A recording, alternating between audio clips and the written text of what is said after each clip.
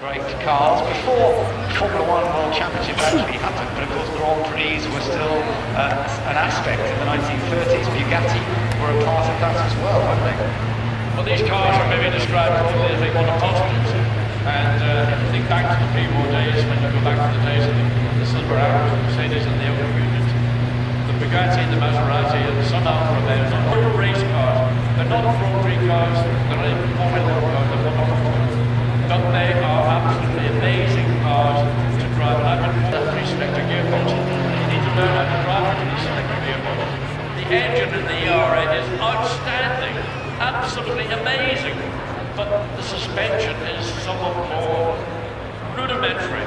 I went over a dip in the racetrack I was driving, and I thought I was going to come out of the car. It almost threw me out of the car onto the racetrack. ERA was a very important British manufacturer, of course. So this is all the around. These are the races that they had to learn how to make it work, and by golly they did. But the cars we have in the Le Mans 24 hours now are absolutely rock solid. You can sprint them for 24 hours. We've also got the G20 there at the back from 2018, seventh time that it had come along, and it's rather lovely to see this mix of 3 series. It really is, like you said, ranging from pretty much the very start. The E21, we saw that first car that just went leading the train of these 3 series BMWs, and then over to the... These days, we have a unique capability in space and cyber, and to represent that capability, in from the left, is Apollo. Trail on the rest of the formation. For one of the most popular, if not the most popular manoeuvre, the Red Arrows. Once again, in from the left, in our Diamond 9, the smoke comes on. To end the first half, it's the Red Arrow.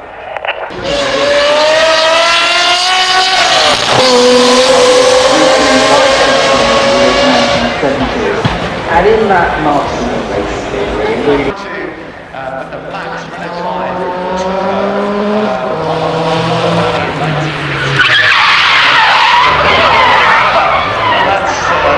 quite sure that was part of the plan. Well, maybe not that so much, but I was going to say they're quite nippy and nimble, and clearly.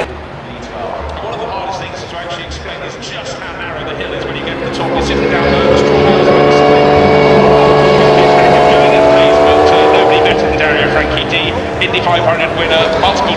Well, very, very special indeed. Talking special, we are what we like to call around here.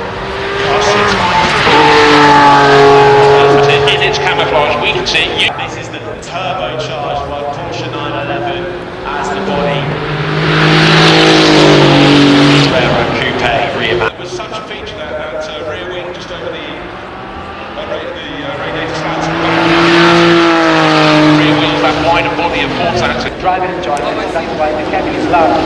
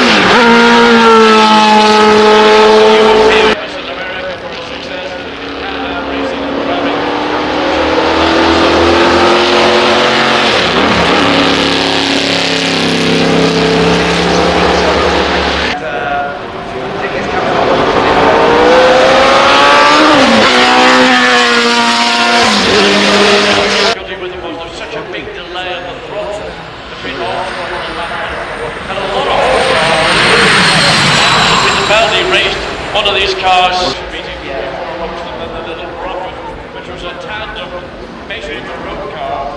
So, and like you can see now going into is the Canaday, which called Pencil Brother the Canaday, sponsored by Duckett, and it was a real small loop here from going to Le Mans 1972. Wow, what a result that team gave. Well, they are making their way up towards the celebration area. Still an aspect in the 1930s. Bugatti were a part of that as well, weren't they? Well, these cars are maybe described broadly as they want to posters. And if you think back to the pre-war days, when you go back to the days of the silver arrows, the Mercedes and the Oak Unit, the Bugatti and the Maserati and some Alfa Romeos on all ran smaller displacement engines. So there you go. Maybe another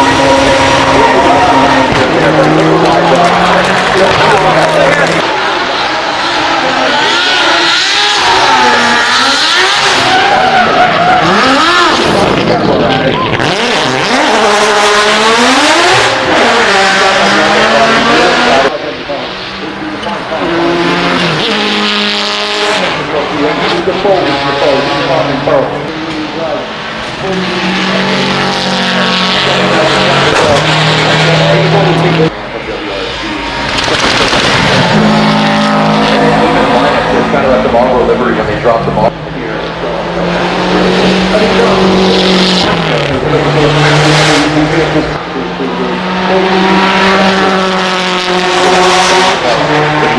Had to go to drive, and of course he had a very, very... next step is that coming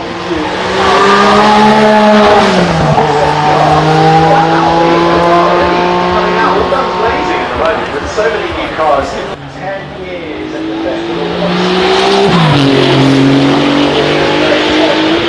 The Porsche 911 reimagined slightly based on that wide body.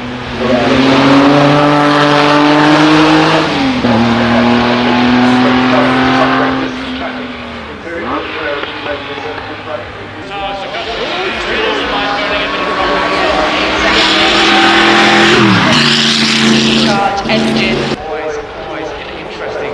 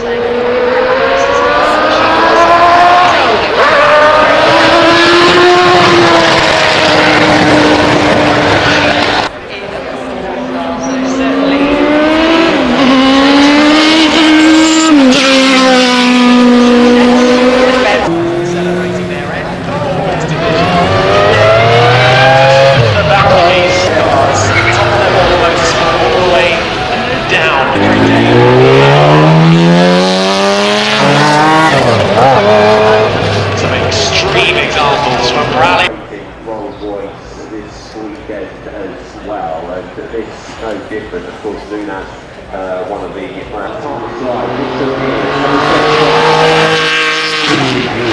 you really realise how old you are when a car by the Diablo.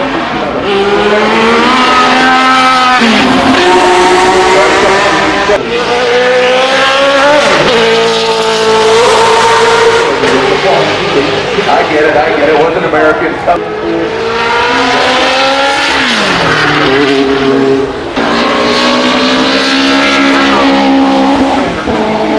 See them even with the amazing array of Formula 1 cars, and we get a kick-off. It's low, it's sneaky, it's a little for the Endurance Championship and road car.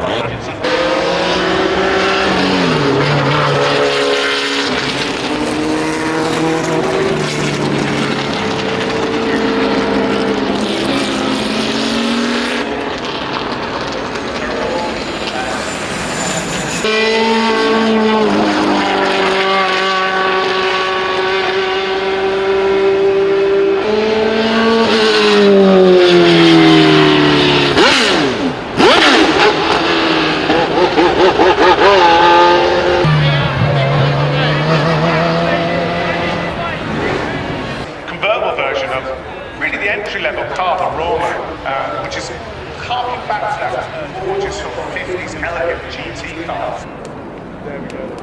I talked earlier about the Blues. There are 11 individuals who get to fly the basketball aircraft, and we cannot take the full engineering compliment. Bring it forward into the future with paying tribute to Lanciers and the Rally of old. For the F1 World Championship.